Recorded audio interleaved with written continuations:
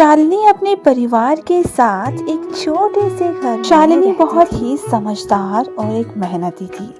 वो अपने सारे काम खुद करना पसंद करती थी। शालिनी के दो छोटे छोटे बच्चे थे, रिंकी और मिंकू। शालिनी का पति भी बहुत मेहनती था, जो कि दिन रात खेतों में काम करके अपने परिवार का गुजारा किया करता था। शालिनी पूरा घर अकेले ही संभालती थी।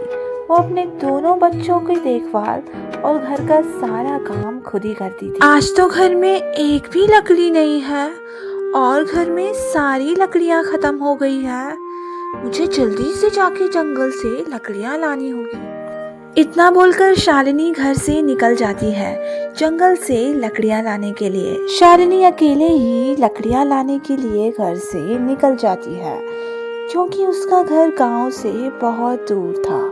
उसके घर के आसपास कोई नहीं रहता था, जिसकी वजह से शालिनी को बहुत सारी परेशानियों का सामना करना पड़ता। जंगल पहुंचकर शालिनी बहुत सारी लकड़ियां अकेले ही काट लेती है। अरे वाह, मुझे तो यकीन ही नहीं हो रहा कि इतनी सारी लकड़ियां मैंने अकेले ही काटी है। अब मुझे जल्दी से जाके इन्हें घर ले जाना होगा। इतना बोलकर शालिनी कुछ लकड़ियां लेकर वहां से घर आ जाती है। शालिनी अब बहुत थक गई थी, क्योंकि पूरे दिन भर उसने सारी लकड़ियां अकेले ही तो काटी थी। और वो सारी लकड़ियां लेकर शालिनी अपने घर पहुंच जाती है। घर आकर शालिनी रिंकी और मिंकू से कहती है, बच्चों चलो जल्दी से तैयार हो जाओ, नहीं तो स्कूल के लिए लेट हो जाएगा। इतना सुनते ही रिंकी कहती है, अरे माँ, आज तो हमारी छुट्टी है, क्या आप भूल गए? मैंने तो आपको बताया था ना। हाँ माँ, आज हमारे स्कूल में हमारे सीनियर का कंपटीशन है। मैंने आपको बताया तो था ना। आपको पता है ना कि आज से हमारे कुछ दिन की छुट्टी है। अरे हाँ, बताया तो था। मैं घर के काम में इतना बिजी हो गई थी कि मुझे याद ही नहीं है। कोई बात नहीं, आप दोनों यहाँ पर खेलो, तब तक मैं दूसरा काम करती हूँ। अरे माँ, क्या हम मुन्नी के घर खेलने जाएं?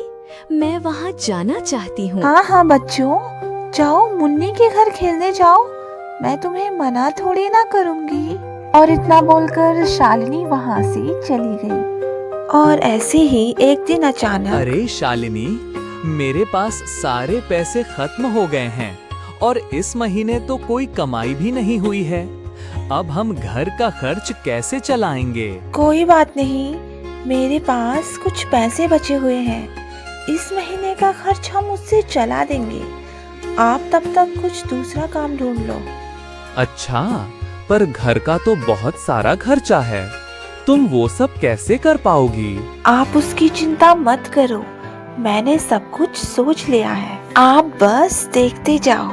अच्छा, अगर तुम बोल रही हो तो ठीक है, देखते हैं। ना बोलकर शालिनी का पति वहाँ से चला जाता है। और ऐसे ही बेचारी शालिनी दिन रात मेहनत करके काम करती रहती। एक दिन अचानक शालिनी को उसकी बचपन की सहेली मिलती है। तभी वो शालिनी से कहती है, शालिनी, तुम बहुत उदास लग रही हो, सब ठीक तो है ना? यार क्या बताएं, मुझे कुछ पैसों की जरूरत है।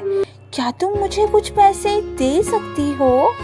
मैं तुम्हारे पैसे लौटा दूंगी। हाँ, क्यों नहीं, मैं आपकी मदद क्यों नहीं करूँगी, जरूर करूँगी, चिंता मत करो। इतना सुनकर शालिनी बहुत खुश होती है, क्योंकि राधा उसकी बचपन की सहेली ही थी जो उसे समझती थी। और ऐसे ही राधा और शालिनी दोनों ही आपस में मिलजुल के काम किया करते थे। राधा हमेशा शालिनी की काम में मदद किया करती थी। ऐसे ही एक दिन अचानक शालिनी जंगल से कुछ फल लेकर आ रही थी।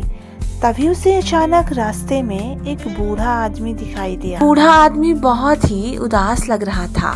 शालिनी ने देखा कि वो बूढ़ा आदमी शालिनी की तरफ ही देख रहा था। उस बूढ़े आदमी को देखकर शालिनी वहीं पर रुक गई। जैसे ही शालिनी बूढ़े आदमी के पास आई, तभी उसने शालिनी से कहा, अरे बेटी, तुम कहाँ जा रही हो? थोड़ा मेरी मदद कर दो जरा, मैं बहुत थक गया हूँ। इतना सुनते ही शालिनी ने कहा, अरे काका, क्यों नहीं, मैं आपकी मदद जरूर करूंगी। अच्छा बेटा, मुझे मेरी ये बोरी मेरे घर तक छोड़ दो जरा। ये बहुत ठीक है काका, आप चिंता मत करो, मैं इसे आपके घर तक छोड़ दूंगी। तुम्हारा बहुत बहुत धन्यवाद बेटा।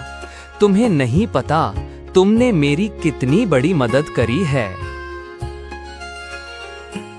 इतना बोलकर शालिनी और वो बूढ़ा आदमी वहां से घर के लिए निकल गए। शालिनी अपने सिर में एक बोरी लेकर उस बूढ़े आदमी के साथ उसके घर पहुंच गई। घर पहुंचकर जैसे ही शालिनी ने वो बोरी नीचे रखी, तभी उस बूढ़े आदमी ने शालिनी से कहा, अरे बेटा, तुम्हारा बहुत बहुत धन्यवाद।